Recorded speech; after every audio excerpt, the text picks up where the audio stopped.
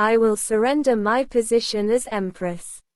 Chapter 2. Rather than a powerless empress, a loved lover is better. From AudiNovel. The only person who could freely open all of the imperial palace's gates arrived at the appropriate time. Diane's maids were responsible for quickly carrying out Diane's orders to rush to the emperor and request assistance as soon as the Grand Duchess arrived.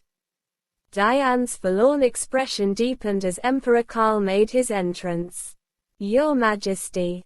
Karl's expression stiffened in response to the trembling voice that seemed it could disappear at any moment. Having the most powerful person in the country succumb to her call and react to her distressed face is a sight to witness. Diane's delicate eyes were met with Karl's piercing gaze. Elizabeth sighed and shook her head in relief. "Are you here to look for your concubine instead of running the state?" Tears welled up in Diane's eyes. "There is no doubt in the Duchess's words, and I keep saying, Your Majesty's future is impeding." Karl frowned and released a stifled breath in response to her remarks. Then, he glared ferociously at his sister and replied coldly, "Please stop bothering me. I can't sleep, and I'm upset. I'll return to my estate after the wedding." The emperor turned and exited the room. Diane was quick to follow him. Elizabeth sagged in her seat, staring at the door through which the two had vanished. Her anger intensified as though she had ingested fire. She inhaled deeply while pressing her chest. She remembered what Diane had said previously. His Majesty is the sun. The more light you receive, the closer you are to him. Do you have to go against His Majesty's will? Even if you are his sister, I am his one and only moon. The former empress's son, who was only a few months old, died before ascending to the throne. She never had another son after that. As a result, Elizabeth's father, the former emperor, fathered a child from their maidservant. His name was Karl Ulrich. Elizabeth's fists were clenched. If there had been another prince besides Karl, he would not have become emperor. However, Karl's flaws had little impact on his political position because he had no other adversary. Diane gently caressed Karl's hair. As he lay on her lap, Karl's eyes closed. It was due to the drowsiness that seemed to be gathering in her slender hands. Diane lowered her gaze to his stunningly beautiful face. "Karl Ulrich Echmont," she says. Even his name was perfect. Diane's hand, which was carefully brushing Karl's hair, slowed, and eventually stopped. Karl, who had been experiencing a languid sensation in his head, opened his eyes. He saw Diane was staring blankly into the distance.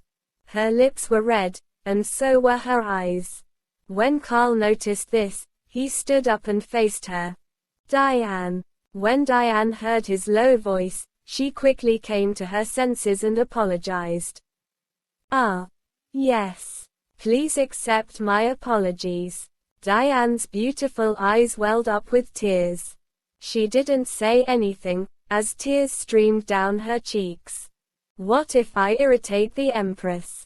Will you despise me?" The woman cried with clouded eyes and spoke as if pleading, while the Emperor responded with a stoic expression. "You will not be harmed by the Empress. You can't abandon me. Please don't abandon me, Your Majesty. All I require is Your Majesty. Please don't say that. You can't abandon me.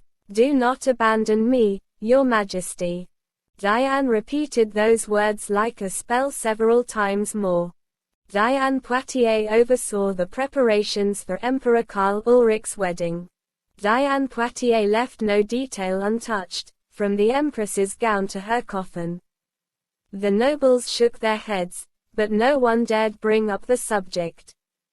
The Emperor's half-sister, Elizabeth Ulrich Grand, was the only woman in the current Ulrich imperial family, but she was divorced. Divorced women were not allowed to take control of marriages because divorce was considered taboo in the empire. But Diane Poitiers didn't look like she was wasting time getting ready for the wedding, so the nobles just observed and watched. You have a strong stomach. Diane's fine brow furrowed in response to the glum tone.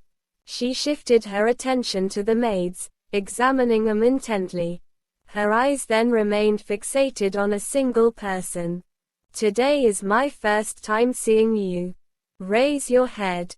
Diane's order prompted the maid to slowly raise her head. Soft blonde hair, rather dark blue eyes, and off-white, but not overly so. Diane, who had been looking at the maid for a moment, turned her gaze and spoke in a cold tone. Everyone leave for a while.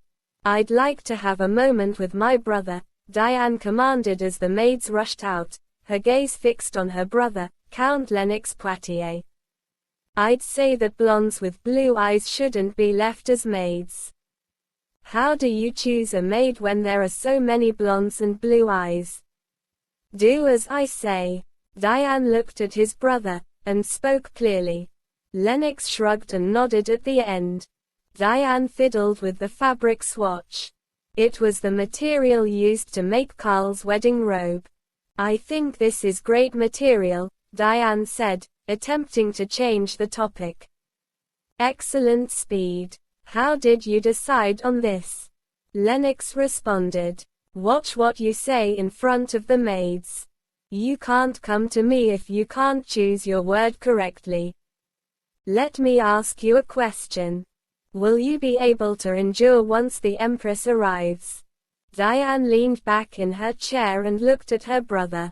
The Emperor pretends to be unable to live without you, but he has not appointed you as Empress. Can you withstand the Empress's arrival? You don't even have kids, after all. He had spoken out of concern, but Lennox Poitiers' words pricked Diane Poitiers' chest. Diane was on the verge of throwing him out the door. She would have done so if it hadn't been for the imperial palace. Diane averted her gaze, forcing herself to calm down. She then picked up the items again and spoke coldly. Brother. Yes. Nothing from His Majesty will be tolerated by the Empress. What are you on about? I strongly object to the term, Empress. Do you get what I mean? After a brief moment of thought, the Count narrowed his eyes and refuted his sister's words. Whether you're hesitant or not, the title of Empress has significance in and of itself. It must be stated that she is an existence known as the Emperor. I mean, no one will betray His Majesty's love. No one can be above me as long as His Majesty loves me. Even the Duke of Despun tells me, His Majesty cannot appoint you as Empress, but he adores you. What kind of nonsense is that? Lennox muttered in disbelief, but Diane only snorted. Love is icy, Diane, he said, it will cool down someday. I know. No. Diane gave a sly grin. Love for a living person becomes icy. However, love for a deceased person never fades. As a result, death appears to be an immortal name. Diane sighed and removed the locket from around her neck. When she opened the locket's lid, there was a portrait of a familiar, slender woman who resembled Diane. Her pale sky blue eyes and curly blonde hair. The woman in a locket portrait was Karl Ulrich's late mother. Karl sees his mother in me. The Empress is nowhere important to him. Have you forgotten how strained the relationship was between the former Empress and the current Majesty? A concubine with both love and power is preferable to an Empress with only a title. Diane smiled as she closed her eyes and clasped the locket in her hands. How are you going to get along with the Empress? Do you have any idea what kind of woman she is? I told you to get pregnant before the Emperor's wedding. Diane finally became enraged. She then closed her eyes and swallowed her anger. She opened her eyes and spoke in a controlled manner. It makes no difference. The Count murmured and raised his brows. What are you on about? Because she was born a princess, everyone must have bowed their heads in front of her and supported her. Her people must have elevated her to the status of a princess. The gaze and hospitality of those around them shape people. I can make even the poorest beggar feel like a king. How? All you have to do is get a lot of people to bow their heads in front of the beggars. Those on the road will then bow their heads to beggars as well. Diane sighed and lifted the cloth again, her face irritated by Lennox's words. In any case, it doesn't matter who she is. She won't have anyone to push her to greatness.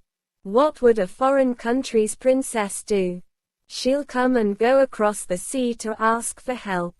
About a month later, knights on horseback lined up in front of the capital's gates, which boasted the great majesty. They felt the fierce spirit while wearing the dignified black cloak. It was the end of summer, the wide plain was ablaze with vibrant wildflowers and the sun shone brightly overhead. The golden sunlight and the colorful wildflowers swaying in the wind were stunning. Dozens of black-cloaked knights waited for someone to appear from beyond the beautiful plains. How long has it been? The person standing in front and looking into the distance narrowed his eyes slightly. Lionel Balder, Minister of Defense Echmont and commander of the Guards Division, sported dark hair and blue eyes. He is a direct descendant of the venerable Prince Balder. As they would be welcoming the next Empress of Echmont, he was selected as the representative. Lionel fixed his gaze on the distant silhouette that appeared at the horizon's edge. It appears that they're on their way. Someone said to Lionel in a cheerful tone, possibly also to the other knights. I noticed. Let's get out there soon. When Lionel lightly waved the reins, the horse began cantering, and the knights behind him drove the horse in unison as a signal. At the sound of thumping hooves, the birds resting under the trees were startled and flew away into the sky. Adele, who had grown tired from riding in the carriage, stood up and looked out the window when she heard horseshoes shake the ground. It was rather enjoyable to hear. A group of knights happened to be running at the same time. Her patience was about to run out after spending nearly 2 months on ships and wagons. Adele asked the person who was leading the horses. How far do we have to go? What you're looking at now is the first gate. We have to go through gate 2, which adds about an hour to our journey. 1 hour. She paused for a moment before closing the window that had been open the entire time and drew the curtains down. Adele grinned as she pulled a pair of her own clothes from her box as her maid looked at it in amazement. I should change my clothes. The wagon's speed gradually slowed as the sound of hoofbeats grew louder by the minute. Adele stood up and looked at the door when the carriage came to a complete stop. From outside the wagon, they could hear each other greeting each other, and then they felt someone approaching the wagon. A low-pitched voice was heard at the same time as a polite knock. Do you mind if I open the door? It was a powerfully moving voice. Adele opened the carriage door herself instead of responding. The first thing she noticed when she opened the door was a mysterious blue light. Adele paused for a moment, thinking, how strange, and beautiful. Meanwhile, Lionel, who was standing outside the carriage, took a step back, surprised by the sudden opening of the door. She drew the curtains tighter and stepped out of the carriage, her gaze fixed on him, with orbs of bright gold color that gleamed even in the carriage's dim interior. He didn't realize he had been staring at Adele intently until she stepped out of the carriage. Lionel extended his hand quickly and politely and Adele placed her hand lightly on his. Adele had just taken his hand and was walking down the stairs when the wind blew. Lionel's jet black hair fluttered in the wind and ran across his cheeks. The weight on his hand vanished as he turned his gaze to follow her hair tickling his cheek. The princess of another country stood on her ground, staring at him silently. Hi. Want more? AudiNovel. Thanks for your subscriptions. If you are looking for a specific manga novel, leave us a description with the name. Because we want to translate what interests you. They can be spoiler chapters too.